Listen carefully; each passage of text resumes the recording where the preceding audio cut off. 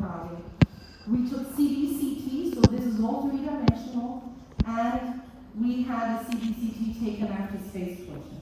We divided the sample into two groups, one being treated en masse, and one being treated with two-step space closure in 32 adult patients. Mechanically, this is what we did. We had brackets on all teeth, including second molars. We had no anchorage devices used, okay? No anchorage devices used, and alignment and leveling with 018 stainless steel arches, extraction of first premolar after alignment and leveling, so we really made sure everyone had a balance. We retracted canines and incisors on an 019, 025 arch wires with night-type coils, and we retracted en masse with, we retracted canines on 018, and then we retracted the anterior region on 019, 025 stainless steel with coils as well. Why did we use coils? Because this is what the current literature uses most, and we have to compare with the other studies that we have. What did we see? We used all of these points as our regions that we wanted to evaluate. Incisors, molars, and second premolars. And we saw everything in 3 dimensions. What did we find? Just one. No difference between groups. So this is a summary of both groups. We saw no difference if you do it en masse or if you do it with two-step. So the mean movement for upper molars was approximately 2.5 millimeters of loss of anchorage with some rotation. What did we find on the lower molars? A mean of 2 millimeters of anchorage loss with some rotation. So upper molars closed 1/3 of the extraction space and lower molars 1/4 of the extraction space, and that explains why we lose our class 1 occlusion and we end up having to wear rubber bands. In general, we use elastics to control for the greater anchorage loss in the upper arch rather than in the lower arch. Go ahead. Torque. You really place torque. You really place torque. At the wire. Even if you use prescription. They were wearing NBT arch wires. You really have to place torque and you really have to put a cone of speed. Upper canines. 5.2 millimeters of tipping and some rotation. Rotation happened in everything because our forces are local, okay? And lower canine, same thing. Tipping. Anterior teeth. How much retraction? Approximately 5 millimeters of retraction, which is generally what we need in biomaxillary protrusion. So in general, our final conclusion was that en masse and two-step space closure techniques are similar in relation to tooth movement in the anterior region as well as anchorage loss of the posterior teeth. And when we look at this image, Calvin Case was a genius. Because when you see this, these teeth really have to tip. It's not about bodily movement. It's about tipping. And what is the easiest movement we can do in orthodontics? Tipping. So he really was a genius. We really don't have to be worried with anchorage loss in these situations. You can use your en masse retraction as long as you have a lot of torque. How do you give torque? You bend it on the wire and you make a huge curve of speed. And let me tell you what, orthodontists that are lazy of bending shouldn't be orthodontists. Okay? So, what is the amount of lip retraction that we're going to get with the retraction of teeth? What do we know? Let's look at the evidence. Again, very poor. This is a systematic review with that same story again. All retrospective study, all of a very biased nature, all uncomparable. Therefore, results are inconclusive. What Rosie Leonardi C with her group. She selected 9 papers, only 4 were qualified. She saw that a mean of upper lip was around 2 to 3 millimeters of retraction, lower lip 2 to 4 millimeters, and everything varied according to interlabial gap, lip redundancy, lip musculature, and body mass change. Her final conclusion is really smart, and I like it. She says, you know what?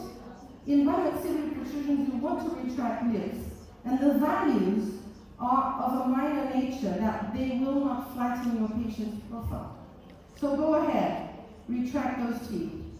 And later on, this group of Korean researchers did the same study, now of a prospective nature, in a 3D evaluation. And they compared a group with skeletal anchorage and no skeletal anchorage on the amount of retraction and the effect on the lips. And they saw that the variation of results had nothing to do with the amount of retraction. That the variation of results was much more correlated to something that is the lip posture at rest before treatment. So they saw that the lips or the changes were concentrated below the nasolabial fold, that most changes were in the central area of the lips, and there were changes in the Pavonian area. Obviously, the musculature stops contracting for sealing. And this variable, lip posture at rest, called my attention. So I went back to those patients that we treated in a randomized clinical trial. And we divided these patients into those that had no lip seal, medium lip seal, and good lip seal. And we saw what happened clinically, but also 3-dimensionally. So she had a very large interlabial gap. And this is usually associated with hyperdivergency, because the longer the lower facial height, or the largest the protrusion, it's as if the blanket was too short, right? You can't close your mouth. So let's have a look at what happened to her.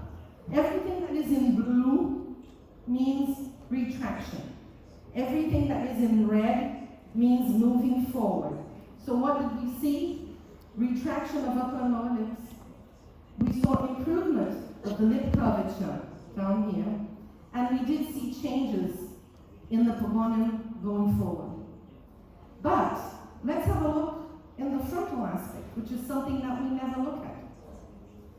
All changes were below the nasolabial fold. So this story that we make people old, that we make the crease get deeper, not right, it's not our fault. We all get old. Mine are all deep. And I have all my teeth. The area of change is greater in the central area, and there are changes right there because you stop the contraction or the force that you have to do to close your mouth. So when you put all of this together in a dynamic situation, look at the changes. They are not only AP, they are vertical as well. Now the blanket isn't short anymore. The blanket is just the right size, and you can close your mouth. So this is a functional effect of extractions. And this is something that we have to value. Let's have a look at the mid or middle interlabial gap. She closes her mouth, but not very well. She has some constriction, right? Retraction of upper and lower lips were minor, but all of the 3 patients that I will show you have the same amount of incisor retraction, okay? I chose exactly the same amount. Greater retraction right there in the central area of the lips. So nasolabial fold didn't change. And a slight change in the mentalis area. What happened when you put it together? Once again, you see the changes in the vertical dimension. Can you see that?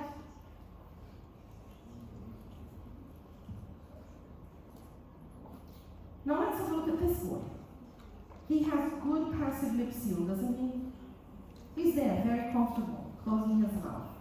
And we extracted his 4 first premolar because he had a bimaxillary protrusion. What happened to him? Retraction of the lower lip, minor. Some changes in the mentalis region, but I think this was residual growth. We had a late grower in this. This was not my original sample, this was our pilot study. We did not include this patient any longer in the main study. Vertical changes of the upper lip, retraction of the lower lip along the vermilion, and no changes in the nasal labial fold, and maybe some growth right there in his temple. What do we see when we put it together? Nothing really changed, did it? What was different from him to the other girls?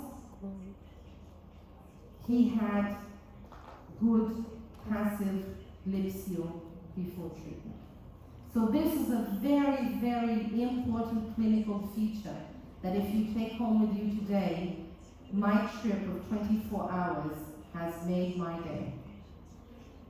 We have variability of response according to the amount of interlabial gap. The greater the gap, the more response we will have to retraction. The nasolabial fold does not change. We don't make patients look older.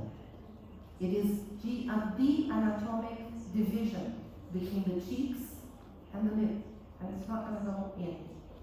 And we see changes in the chin area when there is a lot of muscular contraction to be able to close your mouth.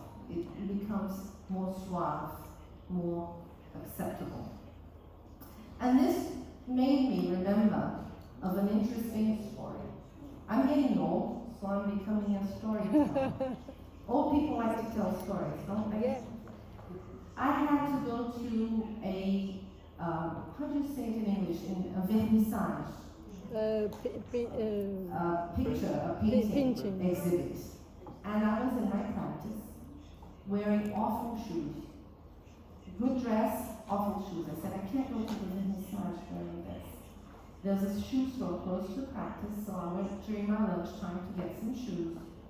And the vendor that saw to me was looking very, very angry. I bought the shoe, was happy that I bought the shoe, and I looked at her and said, well, I bought the shoe, why are you still angry at me? And she said, I'm not angry. I said, but you look angry. Yeah. She said, well, ever since I started my orthodontic treatment, everyone tells me that I look angry. And she looks at me and says, can you help me? Yeah. She didn't know I was an orthodontist. And this was her. And I said, you know what, yes, I can help you. She was the lady I showed in that picture that was being treated to a worsening of her bimaxillary protrusion. She was treated with 4 premolar extraction. Just became a princess, didn't she?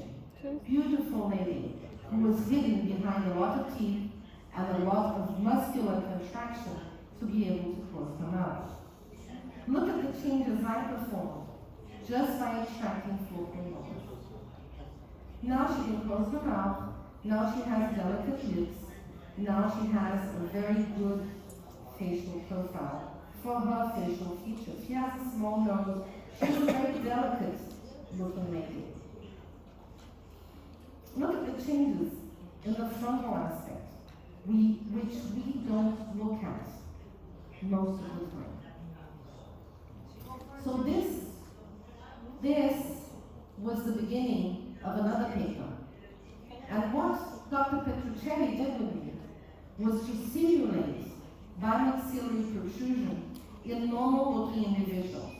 We chose 2 residents. They were volunteers, not really, but they were.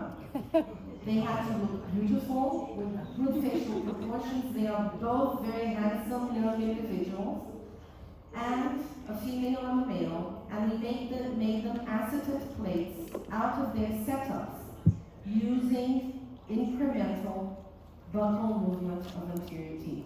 1 millimeter, 2 millimeters, 3 millimeters. photographed these patients using these plates. So we were simulating a controlled bimaxillary protrusion. Boy and girl. And you can already look and take your conclusions. And what we did was we asked the panel of evaluators of orthodontists, prosthodontists, and laymen to score what they thought they looked like into attractive or less attractive, and also associate this to an emoticon. And we had this in the profile and in the frontal view. Only in the frontal view we asked them to associate the emotion. What happened to our results? The more we arrived to a more protrusive face, scores went lower. And believe me, they went even lower on the frontal view than on the profile view. Number two, as the protrusiveness increased, the angry emoticon started appearing more and more. So in conclusion, we had lower scores for the frontal aspect than we had for the profile aspect, which means that people really don't care how we look in our profile view. We're used to seeing ourselves in the frontal view. And the more protrusive, the more angry emoticons. Why did this happen? This has to do with social psychology. Paul Ekman is a social psychologist, and he wanted to evaluate if we human beings use the same expressions for our basic feelings. We have 6 basic feelings: fear, anger, sadness, disgust, happiness, and surprise. And no matter where you are in the world, believe me or not, we are going to contract the same actions of units, this is the same muscles, to express our basic feelings. So when we are scared, we all go. When we are happy, we all smile. And when we are angry, we all frown. Frowning involves certain muscles. This is what artists learn, how to contract their muscles to give us the impression that they are having those feelings. And when we contract our anger muscles, we are contracting the perioral musculature. That's why I felt she was angry, because it's the same muscle that we contract in bimaxillary protrusion. So really, we as orthodontists, we have to stop communicating to patients only in their profile view. The frontal view is richer for them than their profile. No one spends the day looking at their profile. Selfies, you don't take selfies like this, you take selfies like this. We don't really notice our profile. So we have richer ways today, just with a regular app, this is a phone app, to show our patients how they look and how we can improve them. If I have a protrusive patient and I show this and say, look, I did this extraction 4 premolars, would I have rejection? Probably not. So before we begin our next topic, I would like to leave you with 3 strokes of thoughts regarding bimaxillary protrusions. The first one is, for very mild protrusions, we can think about interproximal reduction as long as we have adequate dental anatomy to do so. For full arch distalization, I think of moderate protrusions, and we will need retromolar space to distalize.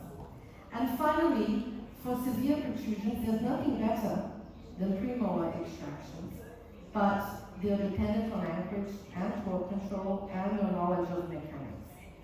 But we really shouldn't be thinking of this as substitutes for each other, rather thinking of this as complementary, because we can distalize and associate it to interproximal reduction.